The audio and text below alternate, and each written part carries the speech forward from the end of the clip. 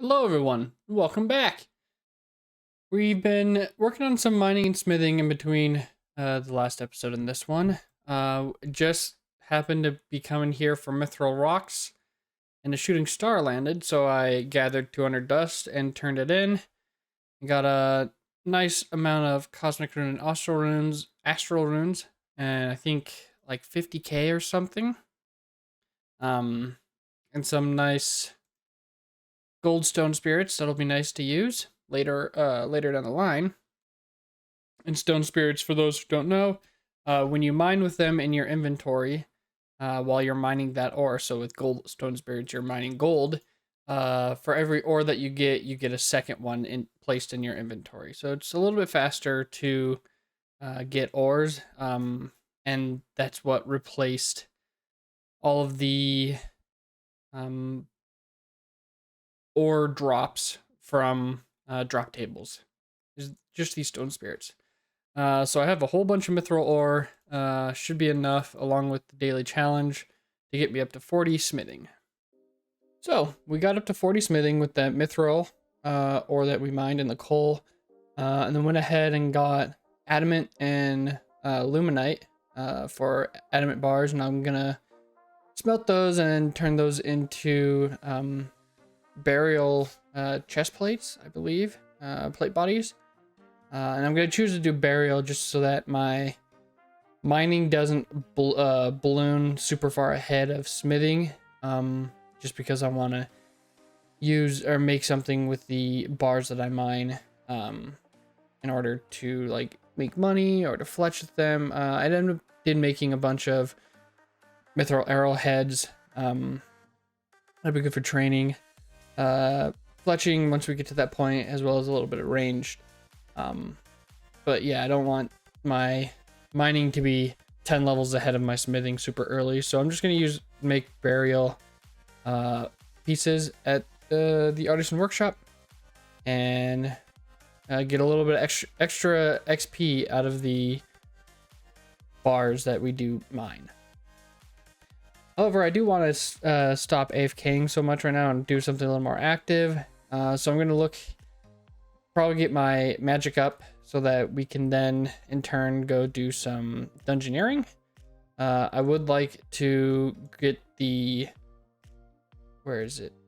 I want to get the bone crusher super early, but I also really want to get the gem bag so we can start mining gems and getting a whole bunch of those stocked up so we can start making jewelry and teleport jewelry, because those are super useful early. Almost forgot, before we get going too far, I think it's this civilian that we need to use our pet cat on. Or just talk to him. Alright, I don't want to sell my cat because I know I need a adult cat for quests. But that does complete our Ardone diary, the easy set. So we can go grab our reward.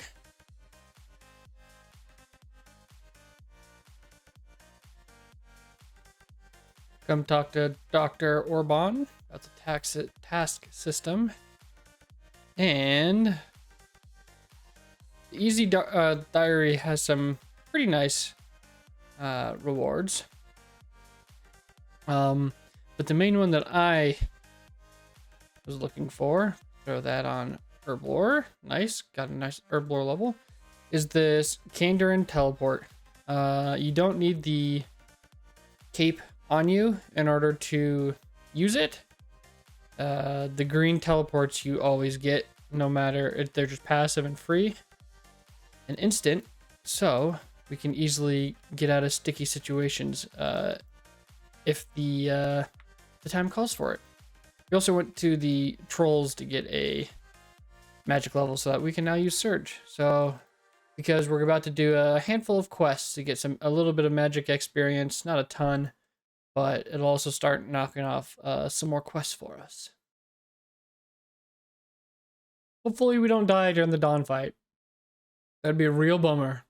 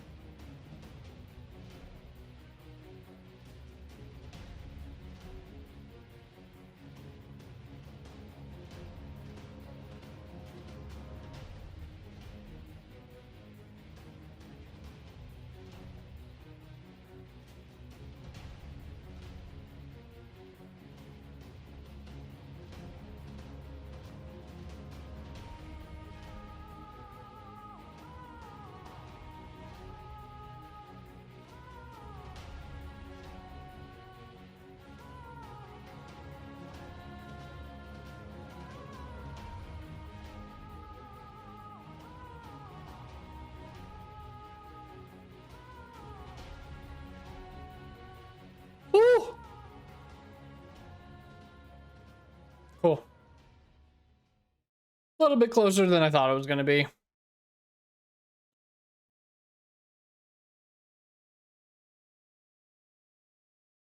And that's Death of Chivalry completed.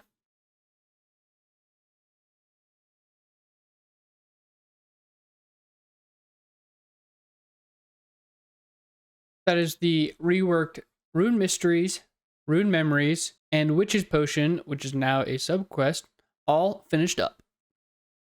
I've just been doing more quests while I'm in the questing mood right now, and I've got to say, these first tower robes look really cool.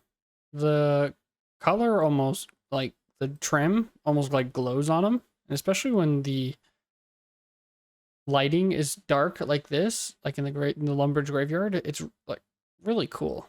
I think they did a really good job. I wish that this was like they had similar kind of thing style going on with higher tier armor. I don't know, really cool.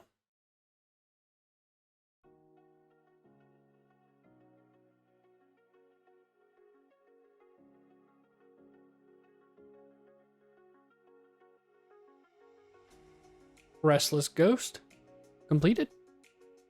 So I'm about to do Priest in Peril, and I know I need some essence. So since we completed, I believe it's Rune Memories, the second quest, we can grab Pure Essence from this chest. And that's 10k Pure S that we just get right off the bat. So that'll be coming handy. If we ever need to make runes, we don't have to go collect it yet or anything like that. And it scales off of your rune crafting level. So, and you can come back and claim more the higher rune crafting that you have. So before I finish this quest, it should be noted that there's a level 33 ghoul in here in RuneScape 3. If you kill him, you can go through the barrier without having to complete this quest. So if you're wanting to make some sort of pure build or whatever and don't want the prayer XP that you get from this quest, you can kill that ghoul and continue on and have access to Mauritania. With that, that's Priest in Peril, Berlin's Crystal, and Holy Grail all wrapped up. And Holy Grail also gave us 50 quest points right on the dot, so we can go and claim our next May reward.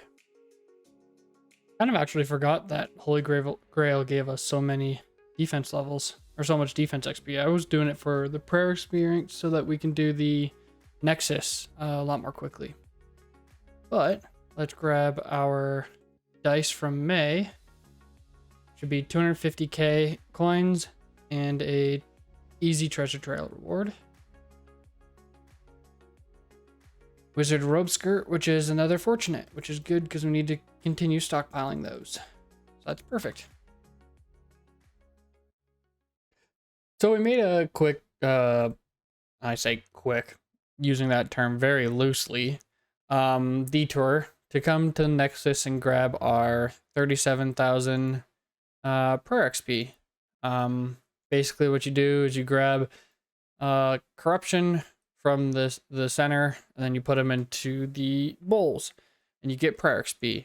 If you have 4 people, ideally, you all put them into different bowls. So say every north side of each pillar is a different bowl. If you can get all of them going at the same time, you change the streams that are leading to the center to orange, and then it resets, and you do it like 4 or 5 times, and it spawns something in the middle that you cleanse. You get a chunk of XP, and I think you get bones for more prayer XP. But you can only get 37k XP from it. So it's limited, but having multiple people there and getting those spawns actually increases the speed of which it gets done. That being said, I had no one to do it with, since it's such low level content and everything. It took me quite a while. It took me several hours to get through it. But we got through it. Got 43 prayer, so we have our protection prayers finally. That's the main reason why I wanted to do it, because from level 1, 0 XP, you get to level 40, and I got up to, what was it, like 32 or something. So yeah, we have our protection prayers for our quests, and that's super useful. So I'd like to do Beneath Cursed Tides, the quest for the monthly clam D&D. But we need 30 cooking, so this is Once Upon a Slime completed for that nice 2500 cooking lamp. Gets us up to 20 cooking. That is the first part of Recipe for Disaster completed. This obviously grants access to all of the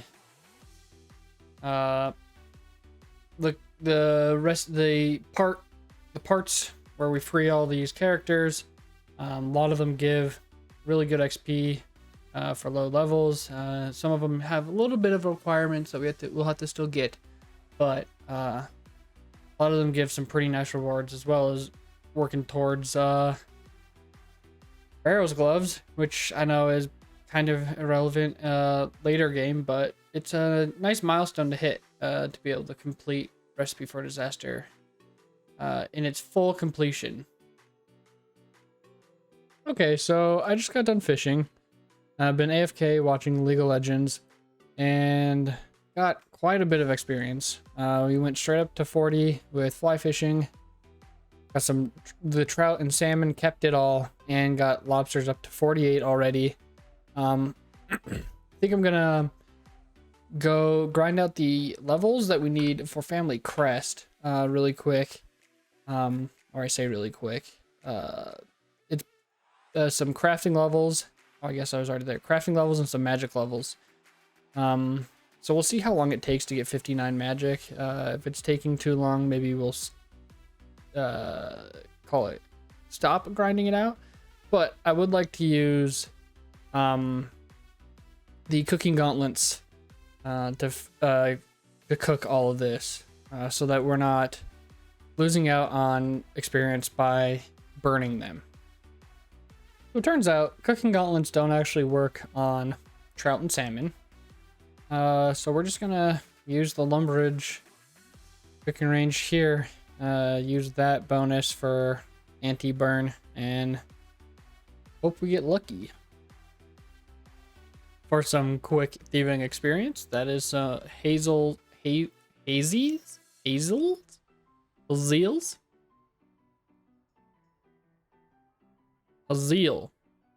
cult.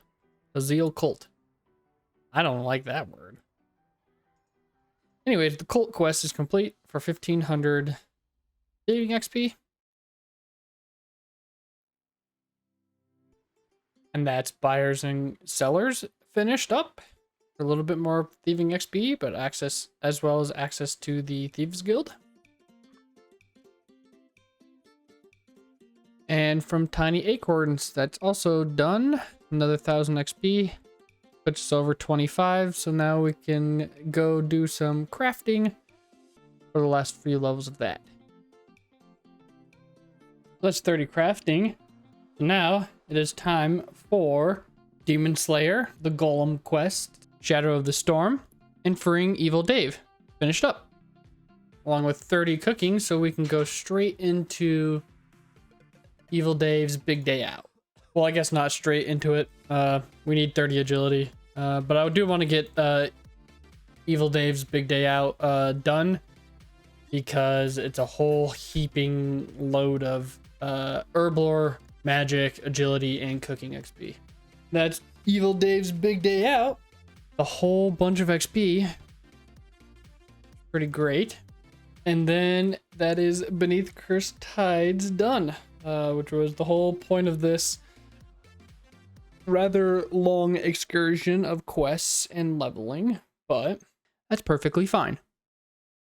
So with that, I think this is a good wrapping up point. I'm just continuing to AFK fish while editing.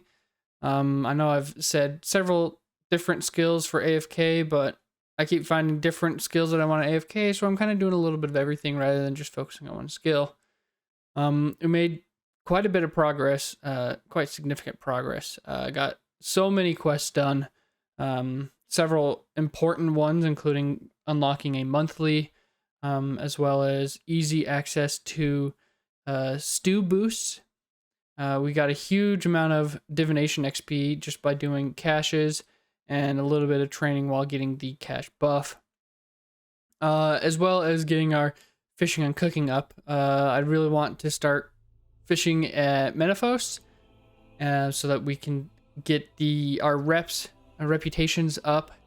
And I also want to maybe think about getting construction up so that we can get the aquarium and have baitless fishing. However, that I think is a fairly high requirement, and that could take some time.